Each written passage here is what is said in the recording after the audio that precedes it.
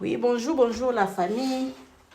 Oui, ngai awe pananga chaque fois ce qui classe lingue banda. Tokotaka na ba régal ya ba chaussures. Surtout ya bana oyo ba sapato ezotika bango nani. Nazala mwana oyo sapato ezotika ye nanu. Jeune fille nanga mwana nga mwasi. Tokoti kobimisa ba sapato na ye avant classe banda. Bomoni oyo nyonso tu ekokoka ye lisusu te tolongoli. Ba Adidas ezali awa, ba Converse ezali awa, ba Nike ezali awa. Ezala ba misusu kutu ndani balati te. Donc oyo nyonso il faut elongwa. Pona tosombi ya sika oyo nyonso tu toza kolongola.